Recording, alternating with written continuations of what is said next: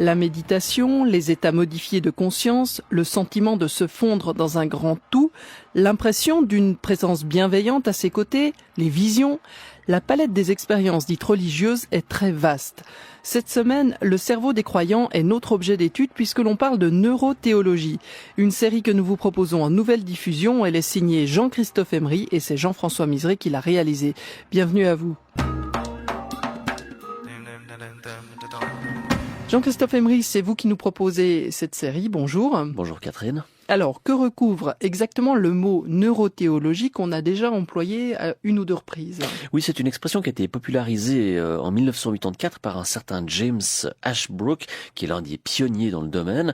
Dès l'origine, l'expression d'ailleurs a fait débat, puisqu'on ne sait pas vraiment s'il s'agit d'une discipline scientifique. À ce moment-là, il faudrait plutôt parler d'un champ de recherche, ou alors d'un département de la théologie, ce qui n'est pas vraiment le cas non plus. Pour en savoir plus, on va retrouver l'invité qu'on a déjà entendu hier. Oui, effectivement, il s'agit du professeur Jacques Besson, qui est donc chef de service de psychiatrie communautaire du département de psychiatrie du CHUV, ici à Lausanne. En fait, en cherchant un médecin ou un scientifique capable de me résumer l'histoire de ces recherches en neurothéologie, eh bien, je me suis aperçu qu'il y en a extrêmement peu. À la fois parce que dans l'immensité des recherches sur le cerveau, bon, la neurothéologie, c'est je sais pas, c'est une petite branche marginale comme ça, assez excentrée. Mais parce que les scientifiques qui s'intéressent à ces questions sont souvent eux-mêmes réceptifs à des convictions philosophiques ou religieuses. Ils sont peut-être un peu mal vus pour certains dans le domaine. On va donc avec vous parcourir les grandes étapes de l'histoire de cette fameuse neurothéologie. Oui, alors c'est pas facile de placer le début, soyons clairs. Parce qu'il faut remonter jusqu'à Hippocrate qui disait « Toutes les maladies sont divines et toutes sont humaines ». Alors sa préoccupation évidemment c'était de dire « Stop, il n'y a pas que des maladies divines, il y a aussi des maladies qui ont d'autres natures, d'autres... » Mais déjà dans la conception évidemment antique du lien entre le corps et l'esprit, on pourrait faire remonter des recherches ou des intérêts. On va évidemment pas remonter jusque-là, on va être beaucoup plus, qu'est-ce qu'il faut dire, beaucoup plus prudent dans notre histoire. On n'a pas le temps d'aller jusque-là, mais j'ai simplement demandé à Jacques Besson qu'on lui faisait remonter l'origine de l'intérêt des scientifiques pour l'expérience religieuse.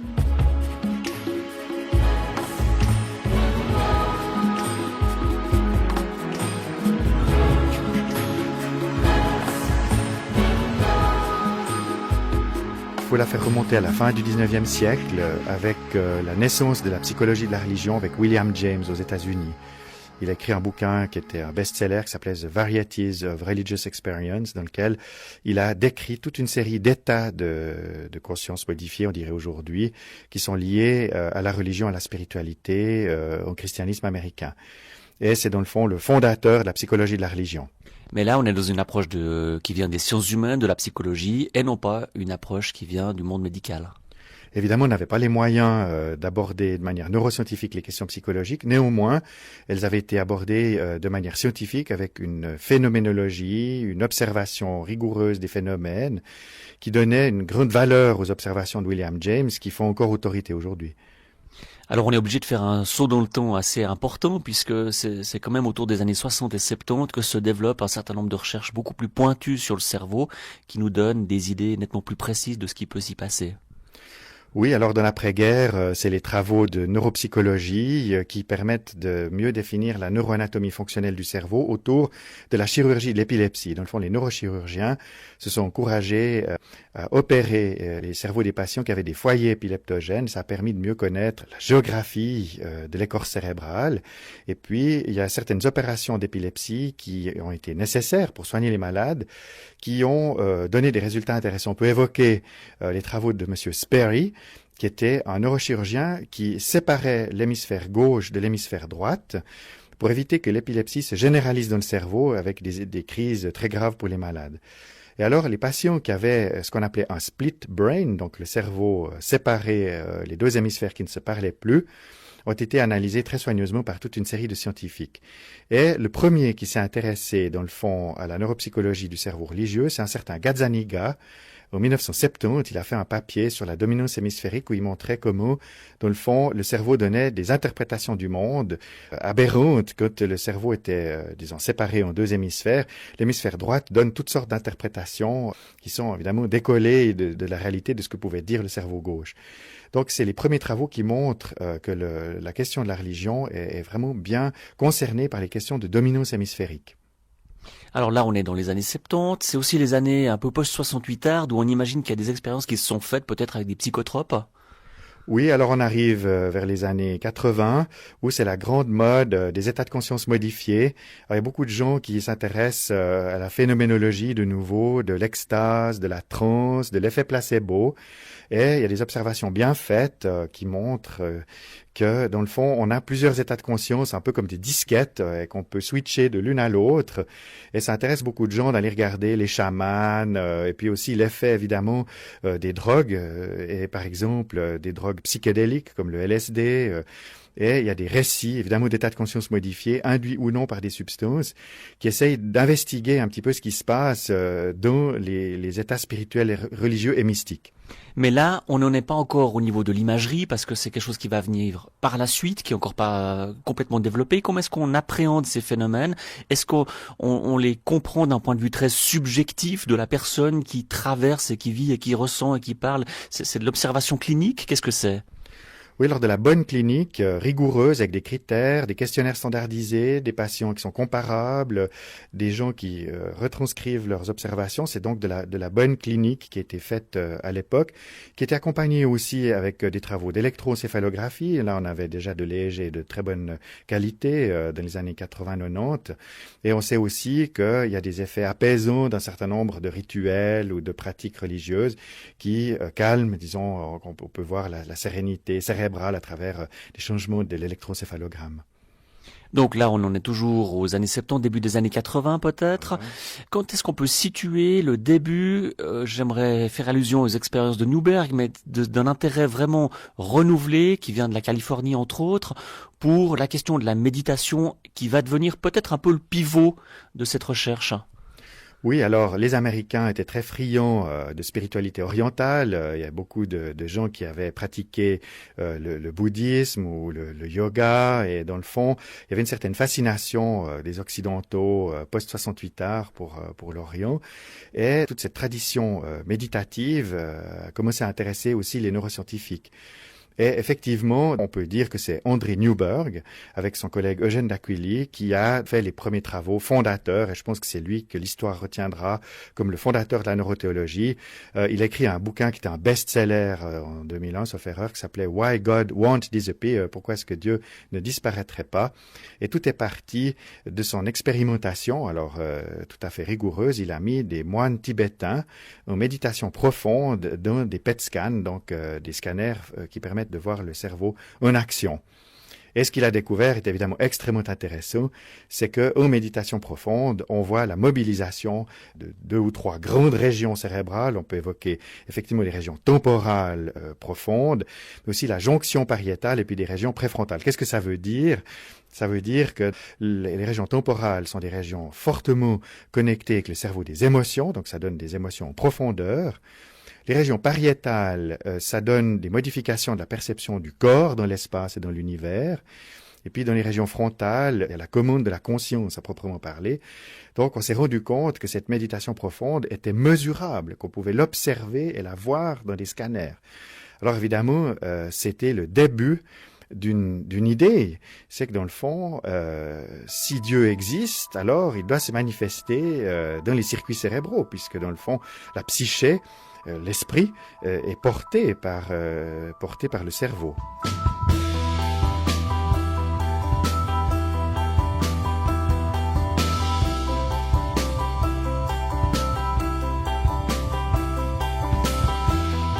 Alors là, on a des expériences qui sont d'une certaine manière fondatrices. Après, ça va générer toute une palette d'intérêts de la part de la communauté scientifique pour observer ce qui se passe dans le cerveau. L'imagerie se développe aussi. Et là, on est dans quelles années? On est dans les années 90 peut-être? Non, on est déjà après 2001, puisque on va dire que les travaux fondateurs publics de Newberg, c'est à partir de 2001. Donc on va avoir arrivé des travaux un petit peu différents. Peut-être on peut citer ici les généticiens qui sont mêlés, et un certain Borg, en 2003, a parlé du gène de Dieu. Alors évidemment, c'était un scoop, parce que dans des études de génétique, il a pu montrer que des populations qui étaient légèrement déficientes dans leur capacité d'exprimer la sérotonine, on va en faire court. Donc la sérotonine est un neurotransmetteur qui est important pour gérer votre anxiété et votre humeur.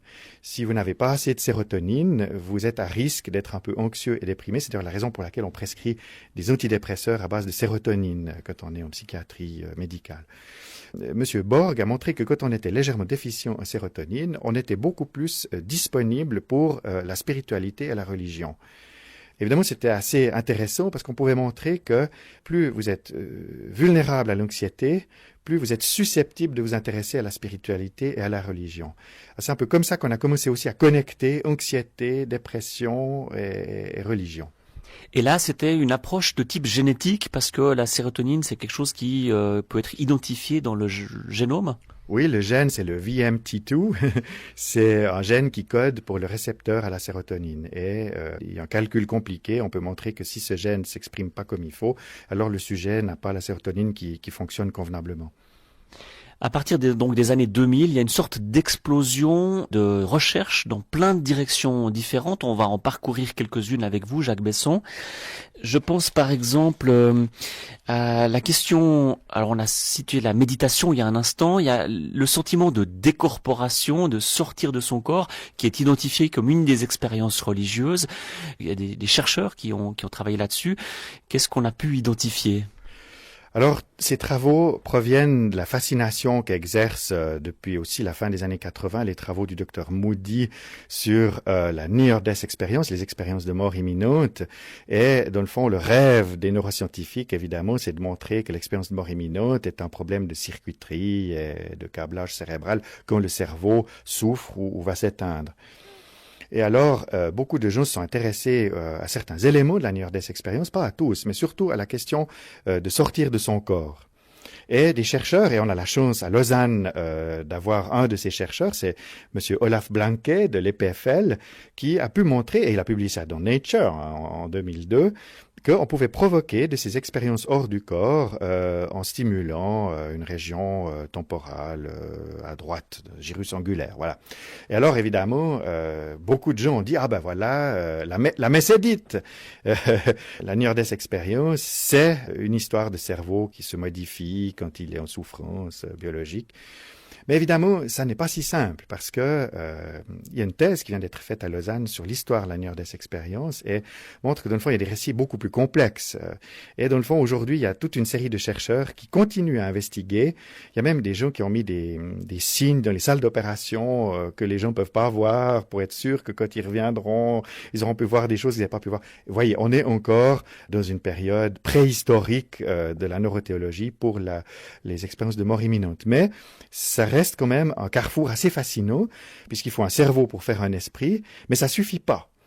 Parce que pour faire un esprit, il faut aussi un corps, et on sait qu'il y a beaucoup d'informations qui viennent des organes viscéraux, qui passent par le cerveau des émotions, l'hypothalamus, et ça. Et puis pour faire un esprit, il faut des relations, il faut un langage, il faut une culture. Donc, assimiler l'esprit au cerveau, c'est encore à très courte vue.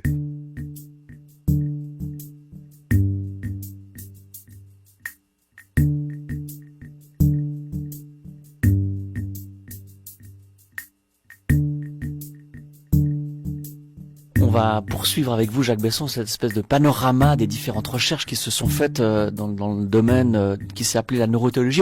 On peut peut-être juste s'arrêter un tout petit peu sur ce terme neurothéologie, qui est un terme qui est contesté évidemment, parce que qu'est-ce qu'on met là derrière, qu'est-ce qu'on peut identifier là derrière ? Alors, il y a des neurothéologiens qui viennent plutôt du monde des neurosciences. Par exemple, M. Newberg lui-même, il dit que ses travaux montrent quels sont les circuits et les opérateurs neurocognitifs qui sont mobilisés dans les expériences spirituelles et religieuses.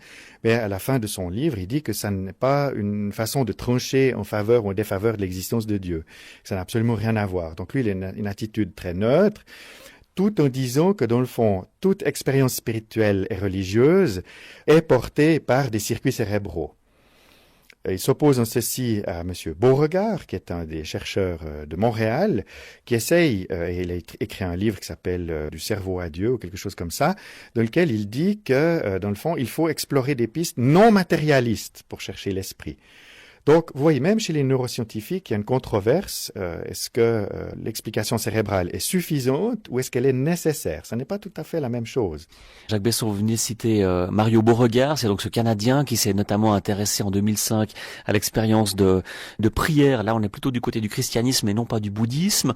Est-ce qu'il a découvert des choses qui étaient très différentes de ce qu'avait découvert Andrew Newberg quelques années auparavant? Disons que c'est des découvertes similaires. Dans le fond, on s'aperçoit que c'est des stimulations, la prière profonde mobilise des circuits. On est toujours dans ces régions où il y a ces sentiments océaniques de plénitude, de communion avec l'univers ou quel que soit le nom qu'on lui donne.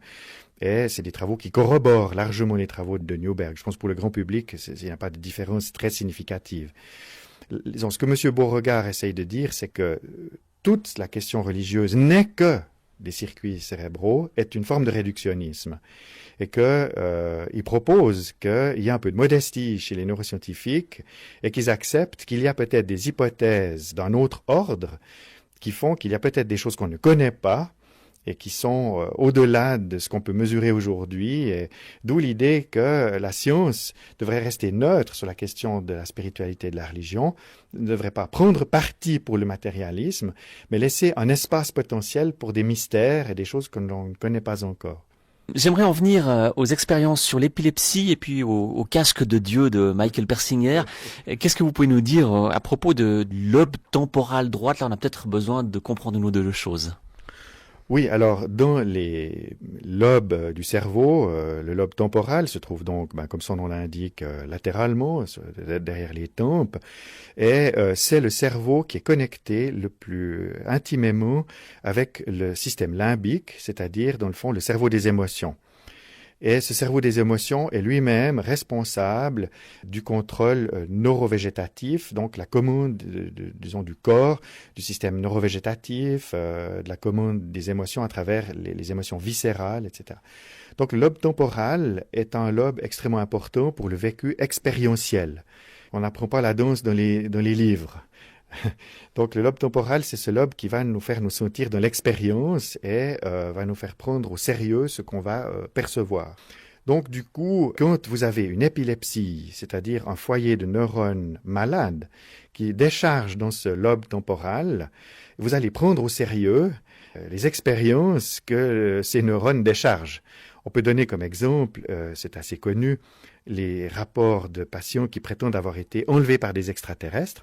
Alors, ils racontent qu'ils ont été enlevés par un extraterrestre, ils étaient dans une soucoupe volante, etc., etc. Puis ils reviennent, ils se réveillent, et puis ils racontent que c'était ça. Et nous avons de bonnes raisons de penser que là, il y a un cas très typique d'épilepsie du lobe temporal. Alors évidemment, la question, c'est de savoir jusqu'où on est dans l'épilepsie du lobe temporal et à partir de quand on est dans l'expérience mystique qui mobilise des activités temporales. Et là, il y a de nouveau une controverse. Il y a des livres américains qui disent, par exemple, que Saint Paul, sur le chemin de Damas, n'est-ce pas, il était un pharisien qui persécutait les chrétiens. Et puis, tout d'un coup, boum, il tombe de son cheval, il voit une grande lumière, il est aveuglé. Et dans le fond, il y a beaucoup de réductionnistes, neurologues, neuroscientifiques, qui disent, ben voilà, il a fait une grosse épilepsie temporale. D'ailleurs, ça fait des dégâts dans le cerveau visuel. Et puis, voilà, il a mis 2-3 jours à s'en remettre. Et puis, dans le fond, depuis lors, il a eu des activités temporales qui sont d'ailleurs souvent connectés avec ce que les neuroscientifiques appellent l'hypergraphisme. Du coup, Saint Paul serait suspect d'avoir trop écrit, ce qui me fait rire, parce que c'est un réductionnisme évidemment assez forcené quand même. Voilà, pour être plus raisonnable, je crois qu'il faut être plus modeste. Je crois qu'on peut dire que, dans le fond, il y a des situations dans lesquelles les gens vivent des expériences mystiques, que ces expériences mystiques ne sont pas forcément pathologiques, que ça peut même contribuer à la santé mentale des gens. On a toute une revue de la littérature scientifique qui montre que d'avoir une spiritualité, c'est préventif et que ça contribue au rétablissement des maladies tant somatiques que psychiques. Donc, il ne faut pas tout mélanger. Et c'est ça qui est difficile dans un domaine aussi compliqué, c'est qu'il faut un débat interdisciplinaire quand même assez sérieux, avec des gens qui ont des compétences quand même, on va dire, importante, tant dans le champ des neurosciences que dans le champ des sciences humaines. Et c'est un domaine émergent, donc ça va venir, on est au début. Je vais en rester à cette question de l'épilepsie. Ça a donné des idées. Ça a donné des idées notamment à Michael Persinger, qui a essayé de stimuler cette région-là pour produire et provoquer des expériences de type mystique. Racontez-nous ça, Jacques Besson. Oui, alors Monsieur Persinger, il a pris un casque, genre casque pour aller en moto, hein, et puis il a mis dedans on va dire, des aimants qui produisaient des champs magnétiques. Et puis, comme c'était un monsieur très enthousiaste, il a appliqué son casque avec ses stimulations magnétiques sur les lobes temporaux des volontaires, des étudiants et des gens, et il observait leur réaction, étant entendu que tout le monde savait qu'il s'agissait quand même un peu de parler de religion et de spiritualité. Alors, les premiers résultats ont été assez spectaculaires. Les gens disent ah oui, je sens des choses, oui, il y a quelque chose de bizarre, oui.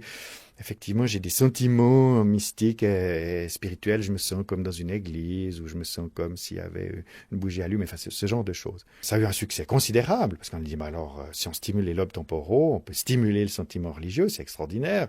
C'était donc bien la preuve que Dieu est dans le cerveau et puis c'est un démasqué de la religion. Évidemment, il a fallu que des scientifiques sérieux s'occupent de ça derrière, et ça a été contesté une année ou deux plus tard par des équipes suédoises qui ont repris les travaux de Persinger et qui ont fait une étude en double aveugle. Et dans l'étude en double aveugle, on mettait le même casque à tout le monde, mais dans un cas, il était branché, et puis dans l'autre, il n'était pas branché, puis personne n'était au courant, ni le chercheur, ni le patient. Et alors, évidemment, vous imaginez bien que les résultats n'ont pas été reproductibles et que, dans le fond, il n'y avait pas de différence significative entre ceux qui avaient le casque non branché et ceux qui avaient le casque branché. Alors, c'était une controverse qui est loin d'être terminée parce que Persinger a toujours, dans le fond, contesté les travaux de l'équipe suédoise, mais il n'y a jamais eu d'étude qui a fait la synthèse finale pour mettre tout le monde d'accord. Mais pour moi, la chose est claire. Si on est dans un champ aussi controversé que la neurothéologie, il faut faire de la science extrêmement rigoureuse et on ne peut pas faire la moindre concession sur la méthodologie. Et si une équipe a fait une étude contrôlée, double aveugle, c'est elle qui a raison, point à la ligne. Alors précisément, quels sont aujourd'hui les champs de recherche qui sont parcourus sur cette discipline, ou est-ce qu'on essaye de pousser plus loin la compréhension du fonctionnement du cerveau en lien avec quelque chose qu'on pourrait identifier comme de l'expérience religieuse? Aujourd'hui, on a à peu près tous les lobes qui ont été investigués. Donc, on vient de parler du lobe temporal et du lobe pariétal pour les expériences hors du corps. Maintenant, il y a aussi l'aire de Wernicke, qui est une aire concernée par le langage. Et là, on s'est intéressé au parler en langue, à la glossolalie et ces choses-là. Donc, oui. Ouais, c'est un phénomène qui est très pratiqué dans des groupes de type pentecôtisant ou charismatique, une sorte de langage archaïque comme ça, qui passe pas par l'intellect et où on prononce des sons et des mots sans les avoir appris. Exactement, et on voit alors en imagerie cérébrale que ce sont des régions du langage justement proches du lobe temporal qui sont mobilisées dans cette activité-là. Donc c'est un langage émotionnel, si vous voulez, pour traduire ça en langage courant. On a bien sûr aussi, alors c'est plus récent, comme on a une imagerie plus performante, on peut voir des choses qui sont plus profondes et plus petites, notamment des noyaux qui sont sous-corticaux, donc en dessous de l'écorce cérébrale, plus au centre du cerveau. On peut évoquer l'amygdale, qui est un noyau extrêmement important, qui est une espèce de carrefour émotionnel. L'amygdale donne une valence émotionnelle à toutes les informations qui montent dans le cerveau et une valence émotionnelle à toutes les informations qui vont être exprimées. Donc l'amygdale est très mobilisée dans les expériences religieuses. Elle donne le sentiment d'extase, par exemple. Donc, quand quelqu'un vit l'extase, il le vit à travers l'amygdale.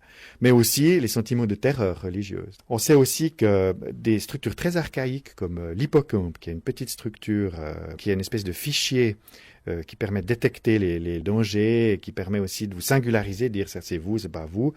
Il semble impliqué aussi dans le sentiment oneness, d'être unique. On a aussi l'hypothalamus, qui est une région inférieure du cerveau des émotions, qui est la commande des neurohormones. C'est là qu'il y a les peptides qui vont être diffusés dans le sang, par exemple, pour commander des réponses hormonales. On peut évoquer, par exemple, la réponse au stress. Et ça, c'est très intéressant parce que on voit que la neurothéologie commence à confiner à la gestion du stress. On s'aperçoit que la spiritualité et la religion aident à faire du coping, et donc de gérer le stress. Et les derniers travaux concernent la psychoneuroimmunologie. Donc on voit même que la spiritualité modifie la capacité de se défendre au niveau immunitaire et au niveau inflammatoire, que ça améliore la sécurité du corps par rapport aux agressions chimiques, biologiques externes. Donc vous voyez, un domaine en pleine expansion qui va même jusqu'à maintenant au tronc cérébral, puisqu'il y a même des analyses de la formation réticulée, qui est une des régions du tronc cérébral qui s'occupe de gérer finalement les rythmes veille-sommeil et de gérer l'irruption des rêves. Donc, on est en plein boom et ça part dans tous les sens. Peut-être un dernier point, c'est qu'avec les techniques, maintenant, il s'agit plus seulement de voir une neuroanatomie fonctionnelle en disant c'est dans tel endroit. On fait plus seulement du diagnostic de localisation. Ce qui est intéressant et nouveau, c'est que maintenant, on fait aussi de l'imagerie de circuits. On s'occupe plus seulement de dire, voilà, tel centre est dans tel endroit. On dit, mais comment ça marche quand ça danse, quand ça bouge? Et il y a même une étude récente qui a essayé de voir si c'était les mêmes circuits qui étaient mobilisés quand on priait Dieu ou si on s'adressait au Père Noël. Et c'est assez marrant parce que dans le fond, bien sûr, c'est pas les mêmes circuits, ça c'est pas une surprise. Les gens sont pas des andouilles et ils savent très bien à qui ils s'adressent. Et on peut voir dans le cerveau que c'est pas du tout les mêmes circuits qui sont mobilisés. Donc, vous voyez, on commence à avoir une analyse quand même très fine et ça va pas s'arrêter là. Il y a encore beaucoup de recherches dans le pipeline.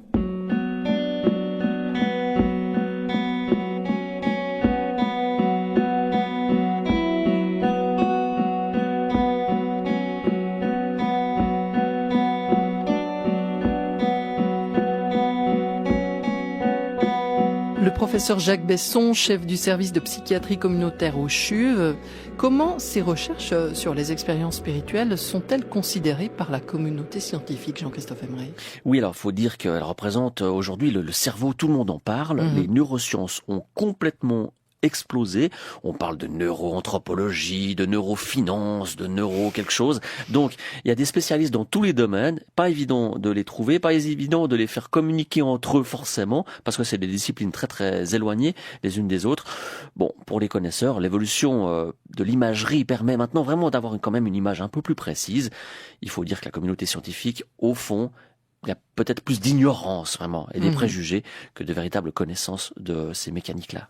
Jean-Christophe, demain on va poursuivre dans cette même ligne. Alors on va être un petit peu décalé. C'est-à-dire qu'aujourd'hui on était beaucoup sur le cerveau, les neurosciences. Demain on parle plutôt de la question de l'interprétation parce qu'on peut prendre le problème par les deux bouts. Hein. Le bout scientifique, qu'est-ce qu'on peut déduire du cerveau en matière d'expérience religieuse, mais aussi, et ce sera plutôt le cas demain avec Fabrice Clément qui enseigne l'information de la communication à l'université de Neuchâtel, on va plutôt prendre le problème par l'autre bout. Qu'est-ce qu'on peut savoir au niveau de la connaissance sur le cerveau et les mécaniques qui sont celles du cerveau dans la connaissance de l'expérience religieuse?